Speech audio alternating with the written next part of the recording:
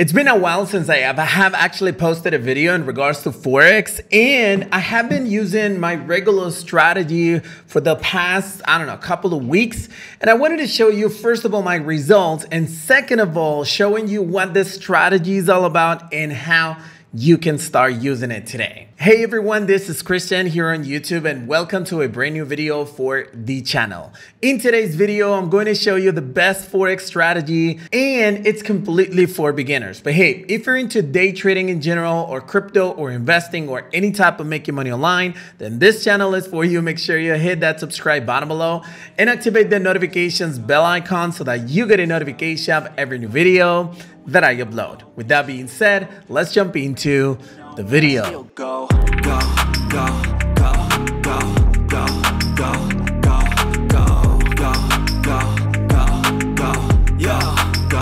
go, go. Hustle hard, hustle every single day. I'll be making moves till I'm buried in my grave. To the system, I don't wanna be a slave. I've been doing shit. All right, so before I actually jump into the strategy settings itself, I do want to show you what I consider to be the best broker for Forex trading, the one that I'm personally using right now. It's this one right here, IC Markets. It's available almost worldwide. You guys know that in the US, it's completely different, but almost worldwide. It's a fully regulated broker, if not the best one, probably one of the top brokers in the world. And it's a broker that I've been using for such a long time. I'm using it in two different versions. One is MetaTrader 4 and the other one is actually through CTrader, which I believe it's like the best platform or the easiest platform for beginners in Forex trading. Why? Because it allows you to actually place position with a lot more sense instead of NT4. For instance, the take profit and the stop loss, you can actually see how much money you're risking and how much money you're actually making and so on. So I do believe that it's the best broker that is available out there. I'm putting the link to it in the description of this video. If you guys want to start using it, they do have a free demo account both on CTrader and both on MetaTrader 4. So the invitation is right there, IC Trader. Now, I do want to go through the strategy settings, and this is a day trading strategy. And I want you guys to fully understand why is it a day trading strategy. Now, this one is a combination between three different indicators. One of them is actually this one right here called RSI. You guys can go to indicators and you guys will be able to type in RSI. You're going to find it as relative strength index. If you can use RSI strategy, but the other ones, but I consider to be this one, the one that says updated. Then the second one is stochastic, is this one right here. It's not stochastic RSI, it's just stochastic, okay? And the third one is a moving average, but just go ahead and use exponential moving average. Moving average exponential, you set it up right here. Now, the moving average that you gotta use is actually the one for 200. This one right here, you go to settings, set up for 200. I'd recommend you to make it slightly more visible. It will help you guys a lot more. Okay, so it's actually super, super important. I also recommend you to use a moving average, a simple moving average for 200 to keep it right here in order to understand what's the trending as well. So 200 EMA and simple moving average 200 as well. The second thing that you got to check is actually the RSI, which is this one right here. This one pretty much you just got to have it as a period of 14. And the most important thing is that you actually have the level of 70 and 30 in order to understand oversold and overbought conditions. And the last thing that you got to check out is the stochastic oscillator. And all you guys have to do is make sure they have the K length and 14, and then the actual levels should be 80 and 20, and you guys should be good to go. So how is it that this strategy actually works? The first thing that you got to understand is that whenever you see the candlesticks going above the 200 EMA, it's basically telling you that there's going to be an uptrend, okay? Such as this one right here. It means that the price is continuing to go down, up.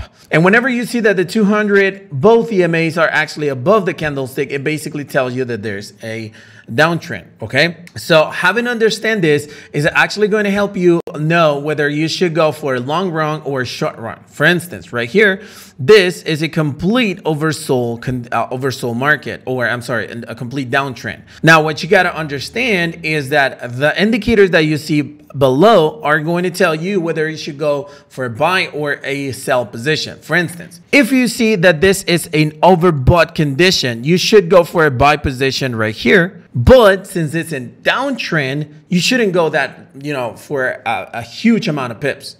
Okay, you should go for a very small amount of pips. Nevertheless, when you actually see that there is an overbought, oversold condition, but it is an uptrend, that's when you actually can hit a lot more pips. Does that make sense? And super important that you understand that the stop loss and the take profit will basically depend on this. For instance, if you're looking at a downtrend and an overbought condition means that it will continue going down, then you can actually select a lot more pips going down and very few pips and the stop loss. I'm not going to go into details. Right now, I'm going to tell you exactly how is it that I choose my stop loss according to the ATR, but you guys get the point. So for instance, let me go ahead and show you some of my latest setups. So here's one of the latest positions that I actually placed. This one right here. Now, take a look. This is an uptrend, so I'm going for a buy position, and I saw this complete oversold condition in both of the indicators. And this oversold condition happened exactly right here. I couldn't enter at the lowest point, so I entered right here. So having entered right here, I actually was able to make a 3.0 risk-reward ratio, which basically means that I didn't use that much of a stop loss because it was an uptrend.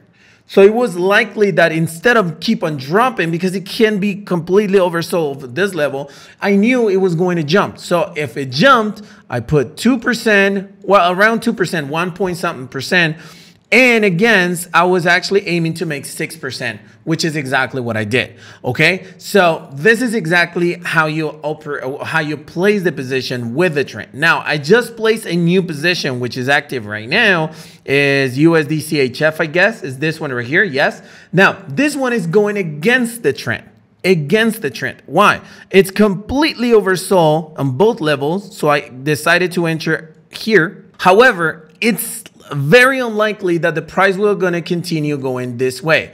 It's way more likely that the moving averages are actually going to start dropping like it did right here. And so the price can actually reach this level and then continue the downtrend.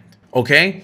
Now, based on this, I decided to go with a 1.39 risk reward ratio, which is kind of looking pretty good. If I see that it starts changing on the trending, I can easily close my trade and just cash out. Okay, so far right now I'm making around $7, which is not much, but you guys get the point. Now let's go ahead and take a look at my last positions, the ones that I have placed lately.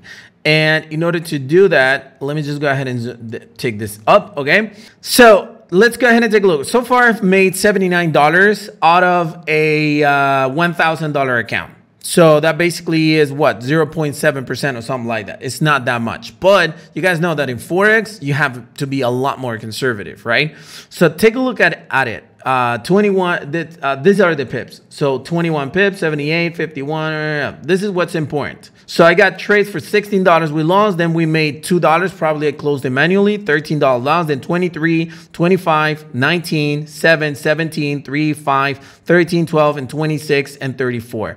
These are the last positions that I actually ended up placing. And these are the ones that are actually active right now. These are the trades of the month, only of the month. And if we actually take a look at the last position that I placed, USD JPY, we can actually take a look at it, is this one right here.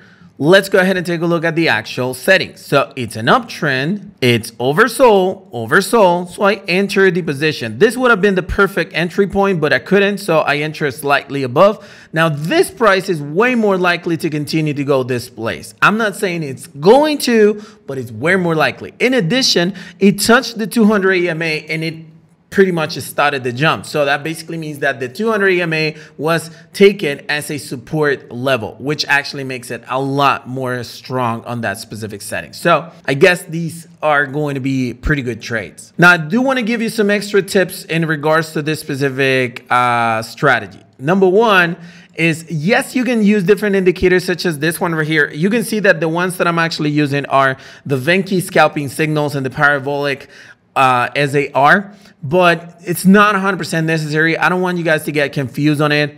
And the second tip that I wanted to give you is in regards to the stop loss. In order to choose the stop loss, go ahead and add the ATR with a period of 14. So whenever you actually see, for instance, the ATR is 22, remember, we don't count the last digit. this one right here, we only count the first 22. So that means that the actual moving average, the actual stop loss should be twice the ATR. So if it's 22, it should be around 44. Right now it's 42 because the ATR was different when I placed the trade. Okay. In addition, make sure that you're not right here because the ATR keeps on changing when you actually move around the candles. Be outside of the candlesticks and then you're going to see the real ATR, and that could be your stop loss. Twice what the ATR is. Hey, so hopefully you enjoyed the content of this video, and if you did, smash the like button, support this YouTube channel. But more importantly, if you guys have any questions or comments to share, you can always use the comment section below and my team will be happy to reply to you. Thank you very much for watching this video, and I'll see you on the next one.